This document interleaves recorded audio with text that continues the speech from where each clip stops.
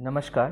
पिछले कुछ दिनों से बहुत ही इंटरेस्टिंग डिस्कशन चल रहा है कि कृष्ण जन्मोत्सव कब मनाना चाहिए, कौन से समय पे मनाना चाहिए। ये डिस्कशन बहुत इम्पॉर्टेंट है क्योंकि इसी से लोगों को क्लैरिटी मिलती है। साथियों, ये ऑडियो सुनने के बाद आप खुद ही कैलकुलेट कर सकते हैं कि हमें कौन से समय पे ये मनाना चाहिए, कौन से दिन मनाना चाहिए। अब इस क्वेश्चन के दो पहलू है कि इंग्लिश कैलेंडर के हिसाब से कब मनाना चाहिए और हिंदू कैलेंडर के हिसाब से कब मनाना चाहिए। तो ये बहुत ही इंटरेस्टिंग डिस्कशन है, आप सुनिए। अपने साथ अगर कॉपी नोट पैड है वो भी रखें तो और आसान होगा आपके लिए। देखिए, ज्योतिष शास्त्र जो है वेदांग का बहुत इम्पॉर्टेंट पार्ट था। वेदों को पढ़ने से पहले वेदांग पढ़ा जाता था, जिसके 6 अंग थे। उनमें से एक अंग जो है ज्योतिष कहलाता है। अब ज्योतिष के अनुसार हम लोग जो पंचांग बनाते हैं, पंचांग मतलब 5 अंग। कौन कौन से अंग है? एक है तिथि मतलब अष्टमी सप्तमी। दूसरा अंग है नक्षत्र मतलब रोहिणी, रेवती, हस्त, अश्विनी इत्यादि, जो स्टार्स है कॉन्स्टेलेशंस में, प्रोमिनेंट स्टार्स। उसके बाद आता है वार, एतवार, रविवार, सोमवार। उसके बाद आता है आपका योग और कर्ण। लेकिन इम्पॉर्टेंट आज के डिस्कशन के लिए तिथि और नक्षत्र है। तो साथियों, हम ये जानते हैं कि भगवान श्री कृष्ण का जन्म मथुरा में हुआ था। भाद्रपद जो मास है उसमें हुआ था, और अष्टमी थी उस दिन, तथा रोहिणी का नक्षत्र था। ये बहुत इम्पोर्टेंट है। और मिडनाइट में उनका जन्म हुआ था। ये 4-5 चीज़ें हमारे पास हैं। तो साथियों, ये सब चीज़ें पैरेलली चल रही है। जब सब चीज़ का योग ओवरलैप कॉमन होगा तो वो समय हम लोग पिन पॉइंट कर पाएंगे। तो इसको समझने के लिए थोड़ी सी हम लोग कैलकुलेशंस करेंगे। तो सुनिए आप ध्यान से। हमारे हिंदू सिस्टम में जो है दिन को सनराइज से सनराइज तक माना जाता है, और दिन को 2 भागों में बांटा जाता है। पहला भाग सुबह सनराइज से शाम को सनसेट, और फिर शाम को सनसेट से अगले दिन सनराइज तक।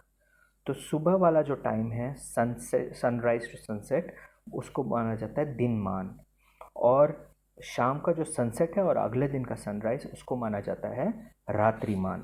ठीक है। और दिन में 30 मुहूर्त होते हैं, और अगर आप एवरेज करेंगे हर एक मुहूर्त 48 मिनट्स का माना जाता है। तो 30 इंटू 48 मतलब 1440, मतलब 24 आवर्स कंप्लीट आते हैं।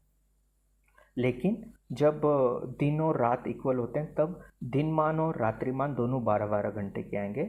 लेकिन इस समय पे जब दिन लंबे हैं तो दिनमान के जो मुहूर्त है वो थोड़े बड़े होंगे, और रात्रिमान के मुहूर्त थोड़े से छोटे होंगे।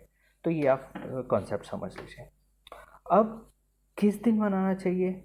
कभी सप्तमी आती है, कभी अष्टमी आती है, या सेम चीज़ शिवरात्रि में भी हो जाता है कि त्रयोदशी पे है, चतुर्दशी पे है। कैसे इसका डिसीजन होता है?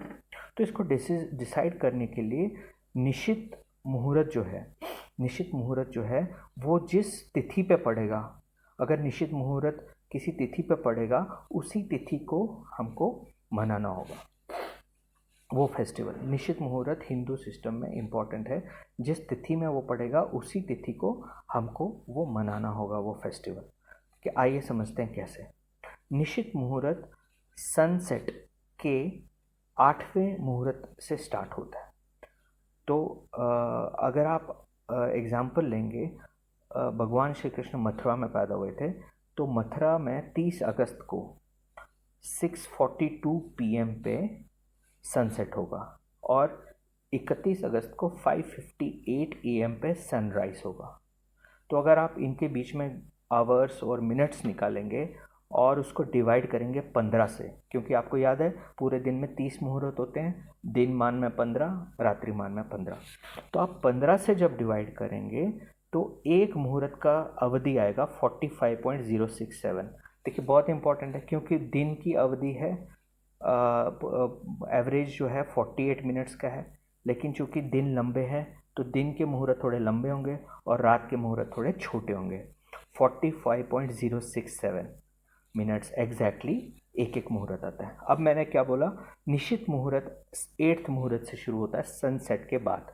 तो अगर आप कैलकुलेट करेंगे 6:42 के बाद 45.067 मिनट्स, फिर से 45.067 मिनट्स, 7 बार, तो हमारा निश्चित मुहूर्त शुरू होगा। इसके हिसाब से 30 अगस्त को 11:57 से लेके 12:42 तक, अगले दिन 31 को, वो निश्चित मुहूर्त, निश्चित काल कहलाएगा, जो कि सबसे ऑस्पिशियस है।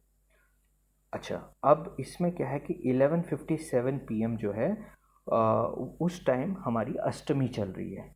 ऑलरेडी हमारी अष्टमी जो स्टार्ट हुई थी 29 अगस्त को स्टार्ट हुई थी और 30 अगस्त के थ्रू चल रही है। रोहिणी नक्षत्र भी जो है 30 अगस्त को स्टार्ट हुआ था 6:39 AM पे, सुबह 30 अगस्त के सुबह, और रात तक ये चल रहा है। तो रोहिणी नक्षत्र भी आ गया, अष्टमी भी आ गई, और तीसरा जो है निश्चित मुहूर्त, वो भी आ गया अष्टमी में।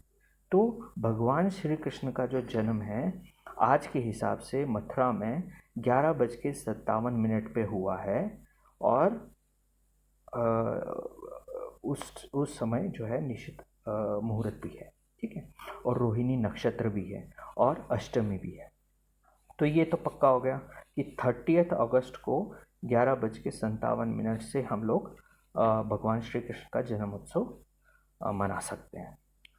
लेकिन अलग अलग ट्रेडिशंस में अलग अलग मान्यताएं होती हैं। जैसे कश्मीर ट्रेडिशन में मानते हैं कि हम लोग श्री कृष्ण के जन्म के आने की खुशी में ये उत्सव मनाते हैं। तो हम लोग सप्तमी को मनाते हैं कई बार, और कई जगह पे श्री कृष्ण के पैदा होने के समय और आने के समय मनाया जाता है। तो अष्टमी में ज़्यादातर इंडिया में मनाया जाता है। बट ये कंसेप्ट क्लियर होना चाहिए कि जब रोहिणी नक्षत्र, अष्टमी और निश्चित काल मुहूर्त का ओवरलैप हो, तो उसी समय पे भगवान श्री कृष्ण का जन्म होगा।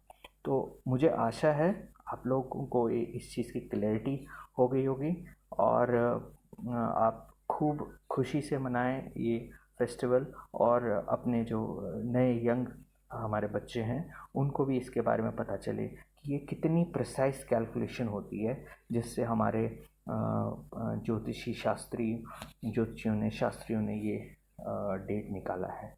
तो मेरे तरफ से आप सबको मुबारक, आप सबको कॉन्ग्रेचुलेशंस कि ये फेस्टिवल आ रहा है। आइए इसको सब लोग, सब हिंदू खुशी से मनाएं। धन्यवाद।